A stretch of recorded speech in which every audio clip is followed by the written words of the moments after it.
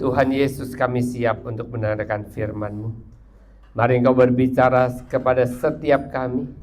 Berikan kepada kami hati dan telinga seorang murid, supaya setiap firman yang kami dengar betul-betul menumbuhkan iman kami, supaya firman yang kami dengar mengubah karakter kami, supaya firman yang kami dengar dapat kami lakukan dalam kehidupan kami setiap hari.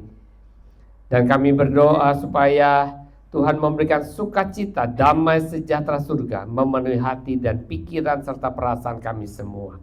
Semua roh-roh jahat, semua kuasa-kuasa gelap yang berusaha untuk mengintimidasi kami, berusaha untuk mengganggu konsentrasi kami, berusaha mencuri kebenaran firman Tuhan dari hati dan pikiran kami, kami usir, kami tolak di dalam nama Tuhan Yesus Kristus. Terima kasih Tuhan. Kami mau duduk diam mendengarkan firman-Mu di dalam nama Tuhan Yesus. Haleluya. Amin. Silakan duduk Bapak Ibu yang kasih dalam Tuhan. Terima kasih buat tim musik yang sudah melayani kita pada pagi hari ini. Bapak Ibu Saudara, Tuhan menginginkan setiap orang percaya itu mengalami pertumbuhan iman yang sehat. Apa artinya? Artinya bertumbuh, artinya itu tidak bisa serta-merta langsung orang percaya bisa dewasa rohani. Tidak bisa orang percaya itu langsung kuat imannya. Tidak bisa dan tidak ada orang percaya yang tiba-tiba 100% percaya kepada Tuhan Yesus. Semuanya perlu proses, semuanya perlu waktu. Ada yang bertumbuh normal, ada yang bertumbuh lambat, tapi ada juga yang tidak mengalami pertumbuhan. Karakternya tidak berubah, ya, rohaninya tidak pernah berubah, ya. Bertahun-tahun jadi orang Kristen, tetapi tidak ada bedanya dengan orang yang tidak percaya. Nah, sebagaimana tubuh jasmani kita itu tidak bisa tiba-tiba lahir langsung dewasa, tetapi perlu step by step. Dari bayi, jadi anak-anak, jadi remaja, pemuda, dewasa dan tua. Demikian juga rohani kita. Ya, kita bertumbuh itu seiring dengan bertambahnya usia kita. Jiwa kita juga sama. Selain tubuh kita yang bertahap, jiwa kita juga bertumbuh sesuai dengan pertumbuhan umur kita. Demikian juga dengan rohani kita. Rohani kita juga bertumbuh seiring dengan lamanya kita jadi orang percaya. Dan seharusnya kita yang lebih lama jadi orang percaya seharusnya lebih rohani, lebih dewasa imannya, lebih kuat imannya daripada orang yang baru percaya. Tapi faktanya tidak selalu begitu. Faktanya tidak semua orang yang lebih lama jadi Kristen imannya lebih kuat, imannya lebih besar daripada orang yang baru percaya. Apa sebabnya? Dan bagaimana caranya agar kita dapat memiliki iman yang kuat, iman yang besar, iman yang sehat? Amsal 18 ayat 21 berkata, hidup dan mati dikuasai oleh lidah. Apa artinya? Artinya hidup dan mati kita selain dikuasai tergantung dari kata-kata kita, hidup dan mati kita juga tergantung dari apa yang masuk dalam mulut kita, tergantung dari makanan kita. Betul nggak? Saya beberapa hari yang lalu check up rutin setiap tahun di Prodia. Bukan promosi Prodia. Saya periksa di sana dan hasilnya gimana kira-kira saudara? Kalau lihat saya begini hasilnya gimana? Hasilnya ternyata tidak terlalu baik, saudara. Walaupun gak jelek-jelek banget gitu loh. Tapi tidak terlalu baik. Kalau range-nya di sini A sampai B gitu ya. Saya B plus dikit. Ya, beberapa itu B plus dikit. Cuma kolesterolnya aja. Ya, 300 saudara gitu ya. Batasnya 200, 300 kolesterolnya ya. Nah, itu artinya apa saudara? Dari hasil lab itu, tes lab itu, saya tidak bisa menyangkal, saya tidak bisa berkelit bahwa apa yang masuk dalam diri saya dan bagaimana gaya hidup saya itu tercermin dari hasil tes lab itu. Saya mau bantah juga nggak bisa gitu ya. Ya, jadi seperti tubuh jasmani kita, kalau kita ingat dulu waktu saya, nggak tahu sekarang masih berlaku atau enggak, ada pepatah bilang, kita kalau mau sehat itu harus makannya 4 sehat, 5 sempurna. Masih berlaku nggak ya hari ini ya? Saya nggak tahu tuh masih berlaku atau enggak. Tapi dalam hal rohani juga sama. Supaya kita mempunyai rohani, iman yang kuat, yang bertumbuh, yang sehat, yang besar, kita perlu punya beberapa hal yang kita lakukan, yang kita masukkan dalam hidup kita, supaya kita memiliki iman yang sehat. Yang pertama ya adalah iman itu bertumbuh melalui perbuatan atau ketaatan.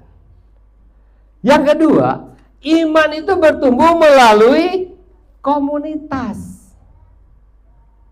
Yang ketiga, iman bertumbuh melalui pelayanan. Yang keempat, iman bertumbuh melalui disiplin rohani. Dan yang kelima, iman bertumbuh melalui proses yang Tuhan izinkan. Dan sepanjang bulan ini kita akan membahas 5 hal ini supaya iman kita bisa bertumbuh sehat, besar, berkualitas. Ya. Jadi kita mau bahas ini satu persatu. Dan hari ini kita akan membahas hal yang pertama. Iman itu bertumbuh melalui ketaatan. Dan buktinya adalah kita melakukan firman Tuhan. Ya. Jadi growing through obedience ya. Buktinya taat. Nah, kalau saya tanya sama kita semua, apa alasan utama orang tidak taat sama Tuhan? Apa alasan utama orang tidak taat sama Tuhan?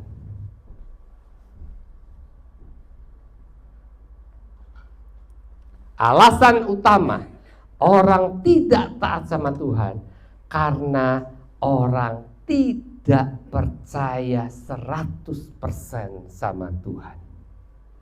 Atau kurang percaya. Kalau orang percaya 100% sama Tuhan, pasti dia taat. Contoh ya, contoh.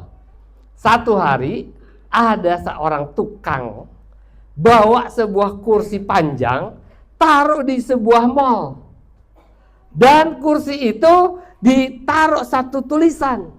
Dan tulisannya adalah, awas, cat masih basah, jangan diduduki. Dan di mall itu sedang ada banyak orang berdiri ngantri sesuatu gitu loh. Dan sudah lama berdiri. Tiba-tiba ada kursi, tapi ada tulisannya tuh. Tulisannya apa? Awas, cat basah, jangan diduduki. Pertanyaannya, kira-kira ada nggak ya yang bakal coba-coba sentuh? Ada nggak kira-kira? Nah, saudara itu pasti.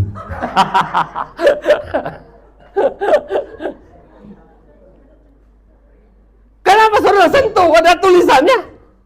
Yang pasang tukangnya. Karena saudara nggak percaya gitu loh. Ya nggak percaya. Jangankan sama orang lain, saudara. Sama pasangan sendiri juga banyak orang gak percaya. Betul atau betul? Hah? Betul. Siapa yang bilang betul tadi? Hah? Di mana orangnya? Di mana orangnya tadi? Datang di sini. Duduk di mana? Pakai baju apa? Sama orang, sama pasangan yang kelihatan, yang kita sayangi, yang hidup setiap hari aja kita nggak percaya. Apalagi sama Tuhan yang nggak kelihatan gitu loh.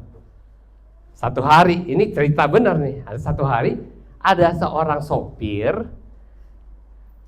yang tiba-tiba di luar jam kantor datang ke rumah bosnya sama istrinya. Ya. Muka istrinya cemberut. Sopirnya itu datang dan menghadap bosnya. Bilang, "Pak, bisa nggak saya minta tolong, minta izin untuk masuk ke dalam mobil sebentar?" Bosnya bingung. "Hah, ngapain? Tiba-tiba minta izin masuk ke dalam mobil?" Tapi karena ini sopir udah lama, dia tanpa pikir panjang, "Ya silakan aja, silakan." Lalu dia dengan istrinya masuk ke dalam mobil. Dan setelah masuk ke dalam mobil, tiba-tiba istrinya tertawa dan mukanya jadi ceria. Kenapa? Ternyata ya setelah dia keluar dari garasi, datang menghadap bosnya, si sopir menceritakan kisahnya. "Kemarin Pak, saya pulang ke rumah, saya kan selalu pakai topi. Topi itu saya taruh di meja. Dan istri saya ambil topi itu, taruh di gantungan. Waktu dia ambil topi itu taruh di gantungan, dia cium ada wangi-wangian yang seperti wangi wanita di topi saya. Jadi dia curiga saya serong," katanya. "Dan saya berusaha menjelaskan kepada dia bahwa topi itu saya taruh di atasnya parfum di dalam mobil. Tapi istri saya nggak percaya karena baunya bau wanita," katanya. Akhirnya kami bertengkar hebat. Dan karena saya tidak tahan lagi, saya mau buktikan sama istri saya bahwa betul. Jadi saya minta izin kepada bapak tadi untuk masuk ke dalam mobil. Saya mau tunjukkan kepada istri saya bahwa di mobil bapak betul-betul ada parfum. Dan baunya sama. Dan setelah dia masuk, ternyata betul. Makanya tiba-tiba dia jadi tertawa. Saudara, kepercayaan itu kalau kita percaya, maka kita akan, hubungan kita akan baik. Tapi kalau kita curiga, tidak ada percaya, saling percaya, maka hubungan kita tidak bisa harmonis, tidak bisa dekat. Kenapa kita tidak bisa dekat sama Tuhan? Kenapa? Karena kita kurang percaya. Mungkin bukan tidak percaya, tapi kita kurang percaya. Dan sikap kurang percaya itu menandakan renggangnya hubungan satu orang dengan yang lain. Tetapi sikap saling percaya itu tanda bahwa kita saling mempercayai. Nah, pertanyaannya, bagaimana caranya supaya kita bisa percaya kepada Tuhan 100%? Seperti saya bilang tadi, tidak ada satu orang pun di dunia ini yang bisa ujuk-ujuk tiba-tiba percaya kepada Tuhan 100% begitu saja. Untuk percaya kepada Tuhan 100% perlu waktu, step by step. Dan bukan hanya sekedar butuh waktu yang panjang, tetapi dalam kurun waktu yang panjang itu, di dalamnya kita harus punya pengalaman pribadi bersama dengan Tuhan yang membuat kita step by step tambah lama tambah percaya kepada Tuhan.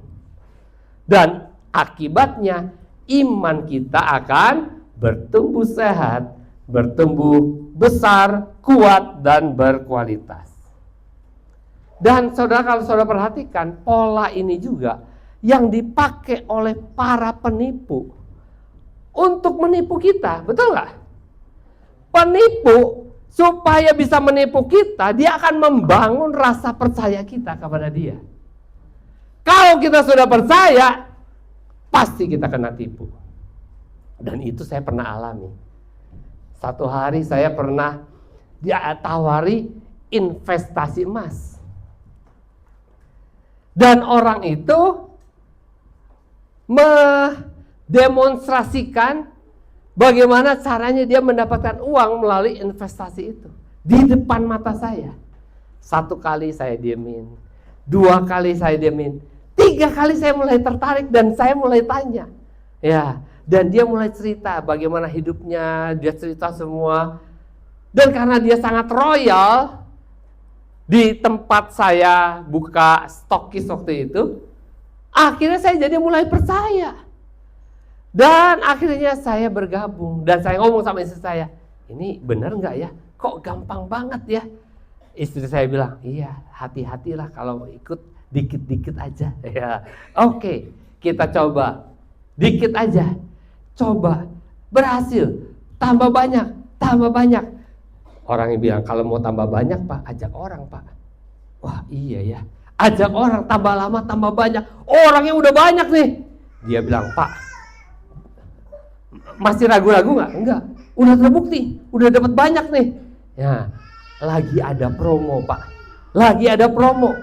Kita masukin semua masukin uangnya semua dan hilang semua, saudara. Kenapa? Karena udah percaya. Itu caranya iblis menipu kita ya. Dia Efesus 6 ayat 11 bilang, pergunakanlah seluruh perlengkapan senjata Allah supaya kita dapat melawan tipu muslihat iblis. Iblis juga pakai cara yang sama. Dia niru caranya Tuhan. Iblis itu kan penipu. Dia peniru, plagiator. Dia pakai caranya Tuhan untuk menipu kita. Itu sebabnya Tuhan kepingin kita punya hubungan yang intim, relasi yang baik, menempel pada pokok anggur. Kita kenal dia dengan baik, percaya punya iman yang berkualitas, supaya kita tidak bisa ditipu oleh iblis. Supaya kita tidak gampang goyah. Bagaimana caranya? Melalui pengalaman-pengalaman pribadi bersama Yesus ketika saudara taat.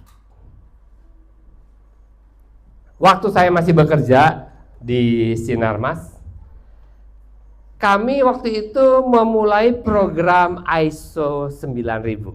Saudara pernah dengar ISO 9000? Kalau saudara kerja di satu perusahaan yang cukup besar, itu biasanya diterapkan ISO 9000. Karena perusahaan-perusahaan yang mau bertransaksi dengan perusahaan-perusahaan lain di luar negeri, di dalam negeri, itu minta syarat. Perusahaan punya ISO nggak? Kalau perusahaan punya ISO, baru kita mau bisnis. Kenapa? Karena apa untungnya ISO 9000 itu? ISO 9000 itu sebenarnya sangat simpel sekali prinsipnya. Artinya semua karyawan perusahaan harus melakukan apa yang ditulis dan menulis apa yang dia lakukan. Sesederhana itu, saudara. Jadi kalau kita bilang saya akan pergi ke dapur dulu baru ambil piring, maka kita tulis saya ke dapur ambil piring. Selalu begitu. Nggak bisa ambil piring baru ke dapur. Semua orang harus ngikutin. Tujuannya apa? Tujuannya supaya hasil produksi yang dibuat ya itu selalu sama, tidak pernah berubah. Kualitasnya stabil karena semua orang mengikuti prosedur standar operating prosedur yang sudah ditetapkan oleh perusahaan. Perusahaan bilang dari 1, 3 dulu baru 2. Yang sok pinter bilang 1 dulu, 2 dulu baru 3. Nah, nggak boleh. Ya, harus ngikutin. Semuanya komit di situ. Kalau itu perusahaan lampu, kalau semuanya komit, lampunya akan nyala semua. Beli 100 nyala. Tapi kalau nggak komit, akibatnya mungkin sebagian nyala, sebagian mati. Demikian juga dengan kita. Kita ini mau mentaati, kita bisa taat 100% kepada Tuhan, Kalau kita mentaati apa yang ditulis di Alkitab. Ya, apa yang Alkitab tulis, itu yang kita lakukan. Dan ketika saudara taat, saudara akan melihat hasil yang sama dengan yang Tuhan janjikan. Janji Tuhan tidak pernah meleset kalau saudara taat. Kalau saudara taat, janjinya pasti ya dan amin. Karena Tuhan tidak bisa berdusta. Itu sebabnya Tuhan mau setiap kali kita taat. Supaya hasilnya nyata. Supaya janjinya digenapi. Dan kalau setiap kali saudara taat, janjinya digenapi, saudara tidak lagi punya alasan untuk tidak percaya.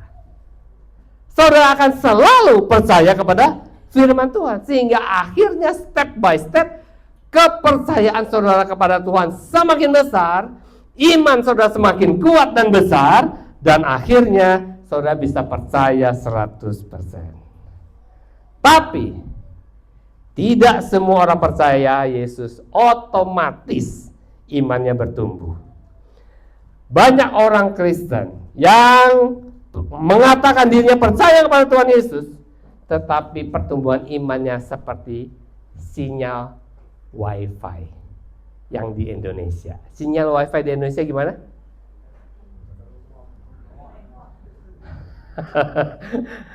Saya udah pindah dari IndiHome ganti My Republic. Sama aja saudara. Janjinya 30 Mbps, 75 Mbps. Janji tinggal janji. Waktu dites 30 dapat 75. Wih, gile. Janjinya 30 kasih 75. Tapi itu cuma waktu itu doang. Besoknya 0, besoknya naik, besoknya turun. Ya, seperti itu saudara. Dan itulah iman kita orang percaya. Kadang connect, kadang hilang. Ya, kenapa? Karena iman kita tidak bertumbuh. Iman kita itu saudara tidak bertumbuh hanya karena percaya. Iman kita itu bertumbuh kalau kita taat. Yohanes 14 ayat 15. Yohanes 14 ayat 15 berkata, "Jikalau kamu mengasihi aku, kamu akan menuruti atau mentaati segala perintahku." Perhatikan, Yesus tidak berkata, "Kalau kamu mengasihi aku, kamu akan mengerti firman-Ku." Tidak. Tetapi kalau kamu mentaati segala perintah-perintahku. Pertanyaan hari ini adalah, mengapa banyak orang yang percaya kepada Tuhan tapi tidak mengalami pertumbuhan iman yang nyata? Yang pertama, iman itu tumbuh karena kita melangkah, bukan karena kita sekedar mendengar. Memang ayatnya bilang begitu. Iman timbul dari pendengaran akan firman Kristus. Tetapi tidak cuma ayat itu saja yang kita bisa pegang. Karena pendengaran perlu, itu awal dari iman bertumbuh. Tapi kalau kita cuma sekedar mendengar tidak bisa. Kalau saudara sudah ikut DK pelajaran 3 tentang iman, tahu apa bedanya iman dan percaya. Apa bedanya? Apa bedanya? Lupa, pinter. Iman itu adalah percaya plus bertindak sesuai dengan apa yang kita percayai. Iman adalah percaya plus taat kepada apa yang kita percayai. Yakobus 1 ayat 22 berkata, "Hendaklah kamu menjadi pelaku firman dan bukan hanya pendengar saja." Iman timbul dari pendengaran. Pendengaran akan firman Kristus. Tapi hendaklah kamu menjadi pelaku firman dan bukan hanya pendengar saja. Saudara yang saya kasihi, mendengar firman Tuhan itu penting. Mencatat firman Tuhan itu baik. Dan seringkali di dalam ibadah, orang ketika dengar firman Tuhan mengangguk-ngangguk tanpa diminta. Ngantuk sudah. Betul nggak? Tapi firman itu baru menghasilkan iman. Firman Tuhan baru menghasilkan iman dan menumbuhkan iman kita saat ditaati. Saat kita melakukannya. Banyak orang Kristen rajin ibadah, rajin ikut kelas pemuritan, rajin dengar khotbah-khotbah yang online, YouTube segalanya, tapi hidupnya tetap sama. Karena firmannya cuma masuk di telinga, tidak turun ke hati, dan tidak diaplikasikan dalam tindakan sehari-hari. Saudara tahu GPS, Google, ya GPS di mobil, ya kalau di mobilnya gereja kita punya GPS, ya kita bisa setting Google Map di situ dan kita bisa tulis mau kemana. Dan ketika kita udah setting, di HP kita juga ada, dia akan menuntun kita kemana kita akan pergi. Mapnya benar, perintahnya benar. Masalahnya, apakah kita jalanin mobilnya atau tidak? Selama mobilnya nggak jalan, sampai kapanpun kita nggak pernah sampai. Tapi kalau kita jalanin mobilnya, dan kita tidak mentaati perintah-perintah yang diperintahkan, maka kita tidak akan pernah sampai. Saya suatu hari pergi ke Jawa Tengah, Jawa Tengah waktu ya, Jawa Tengah, dan kita agak bingung ini mau kemana ya. Akhirnya kita setting Google Map dan kita jalan. Google Map-nya bilang putar balik. Kita sekeluarga, saya, istri saya dan anak, kok putar balik? Kita tuh arahnya ke sana, kok suruh putar balik. Kita ngotot, nggak mau ngikutin. Google Map ngaco, memang Google Map. Oh, kita hina-hina terus Google Map. Sampai akhirnya satu saat kita sadar, kita yang salah. 1 jam kita harus balik lagi ngikutin Google Map. Ternyata dia yang betul, kita yang salah.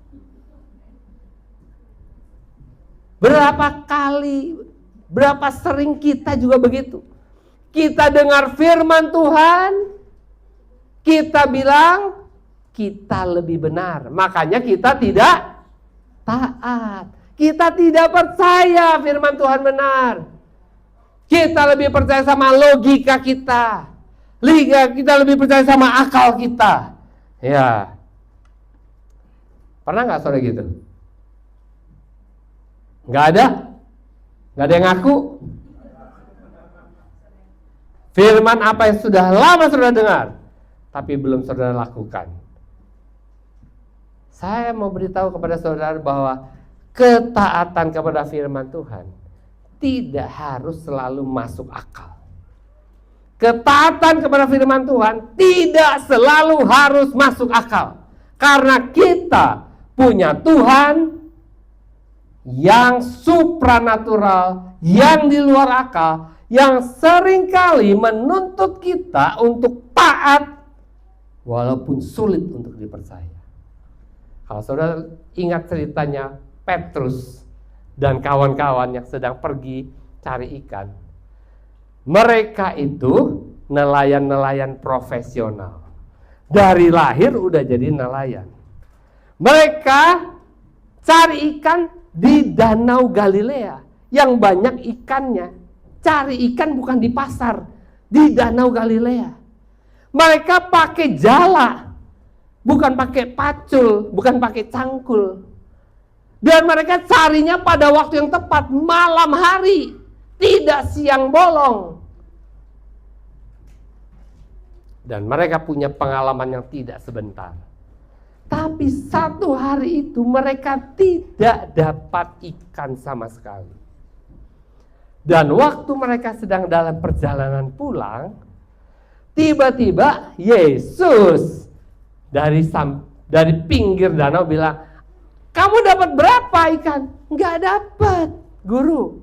Kata Yesus, ke tempat yang lebih dalam, lempar jalmu ke sebelah kanan. Ya. Petrus bilang apa? Petrus gak bilang, lu kan tukang kayu, gua nelayan, masa tukang nelayan ikut sama tukang kayu? Yang benar aja. Ya, enggak, dia gak bilang itu. Dia bilang begini, karena engkau menyuruhnya, aku akan menebarkan jala juga. Saudara, apa yang diperintahkan Yesus itu sebenarnya membuat mereka kurang nyaman. Karena mengganggu harga diri mereka sebagai nelayan profesional. Tidak masuk logika. Dan tidak populer. Ngambil ikan udah pagi menjelang siang, suruh ngambil ikan. Tapi buktinya, karena taat, kita tahu ikan yang didapat begitu melimpah, sampai jalannya hampir koyak, dan Petrus nggak tahan, dia buka bajunya, langsung dia lompat ke air, dia berenang ke samping, dan dia sujud dan berkata, engkau memang Tuhan, aku ini orang berdosa, jauhlah dari aku. Ya, aku orang berdosa. Ketaatan itu kadang-kadang menuntut kita untuk percaya walaupun tidak masuk akal. Kalau sudah pernah beli barang-barang furniture dari IKEA, itu banyak, kalau kan IKEA itu jual furniture yang belum jadi. Belum jadi artinya harus kita rakit sendiri. Ada petunjuknya. Tetapi tidak semua ditulis detail. Tapi kita harus ngikutin aja. Pokoknya dia bilang A, dia bilang B, jangan lompat. Ini susah, yang ini dulu. Enggak, ikutin. Pasti jadi. Tapi kalau saudara melanggar, pasti nggak jadi. Ya, kita juga begitu. Ya, saya mau beritahu kepada saudara, ketaatan kita hari ini akan menentukan pertumbuhan iman kita besok. Apakah kita akan bertumbuh besar imannya atau tidak? Tuhan itu tidak pernah minta ketaatan besar. Dia minta ketaatan kecil setiap hari. Dia tahu kapasitas iman kita. Dia tidak minta kita melakukan apa yang kita tidak mampu lakukan. Dia minta kita lakukan apa yang kita mampu. Kalau saudara kelas 3 SD, dia tidak akan tanya saudara soal akar, soal kuadrat. Ya, tapi kalau saudara sudah SMA, bukan hanya akar kuadrat, integral, diferensial, dan sebagainya, saudara akan ditanya. Karena seharusnya saudara sudah bisa. Saudara, Tuhan itu menuntut hal-hal yang paling basic dalam kehidupan kita setiap hari. Bagaimana kita harus mengampuni orang yang bersalah kepada kita. Bagaimana kita harus jujur, bersikap jujur. Waktu berbisnis, waktu berrelasi dengan orang lain, kita perlu jujur. Kita perlu belajar untuk setia. Ya, tanggung jawab kepada apa yang dipercayakan kepada kita, baik itu pekerjaan, pelayanan, dan sebagainya. Kita dituntut oleh Tuhan untuk konsisten. Ketaatan-ketaatan yang kecil seperti itu yang diminta Tuhan kepada kita. Dan kalau kita taat, kita itu akan melihat penyertaan Tuhan, janji Tuhan digenapi dalam kehidupan kita. Dan mau tidak mau, kita tanpa kita sadari, kita tambah lama tambah percaya kepada Tuhan. Dan itu tanpa kita terasa iman kita bertumbuh. Saudara tahu, iman kita itu seperti otot. Kalau nggak percaya tanya Justin. Ototnya Justin ya. Kalau nggak dilatih, apa yang terjadi? Walaupun tadinya besar, nggak dilatih misalnya 6 bulan gitu kira-kira, tambah lama akan tambah kecil. Tapi walaupun dia kurus, siapa yang kurus di sini? Ya, Kevin misalnya. Jangan Kevin lah, yang aku lihat kurus sekarang berubah itu Chris. Dulu dia tuh kurus, nggak ada ototnya. Gitu saya lihat, saya lebih besar gitu ya. Tapi begitu dia mulai fitness, nge-gym, dilatih terus, saya lihat, waduh kurang ajar sekarang. Dia lebih besar dari aku. Iya, karena aku juga lama nggak latihan gitu ya. Jadi iman itu seperti otot yang perlu dilatih terus. Kalau kita latih, akan tambah besar. Jadi iman tidak bisa tumbuh besar hanya karena niat. Iman tidak bisa tumbuh besar hanya karena doa. Tapi perlu taat, perlu dipakai, perlu dilatih. Ketaatan kecil hari ini akan membentuk karakter besar, iman yang besar, iman yang kuat, iman yang berkualitas di hari-hari berikutnya, di waktu-waktu yang akan datang. Saya minta tim musik bisa maju. Banyak orang berdoa. Doanya gimana? Seringkali kita doanya, Tuhan, aku kepingin punya iman yang besar, supaya dapat melakukan perkara-perkara yang besar. Tuhan bilang, oke, taat. Tapi kita bilangnya apa? Tuhan, ada nggak cara yang lain? Ada nggak cara yang lain? Saudara, kita kepinginnya instan, cepat, nggak mau dibangun dari ketaatan, nggak mau diproses, nggak mau dibangun melalui waktu. Kita maunya yang instan, tapi saya mau beritahu yang instan itu tidak ada yang baik. Semua yang instan tidak ada yang baik. Saya mau beritahu pertumbuhan iman tidak ada yang instan. Tidak ada yang cepat. Untuk punya iman yang bertumbuh besar, kuat dan berkualitas, semuanya butuh waktu dan butuh proses, butuh ketekunan, butuh ketaatan. Iman tidak bertumbuh karena kita tahu lebih banyak. Tidak. Iman bertumbuh karena kita taat dan melakukan firman Tuhan. Marilah kita jadi orang yang menjadi pelaku firman Tuhan, bukan hanya pendengar saja.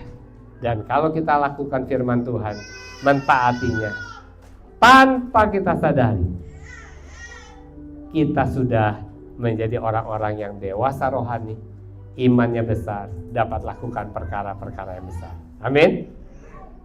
Mari kita naikkan satu pujian ini.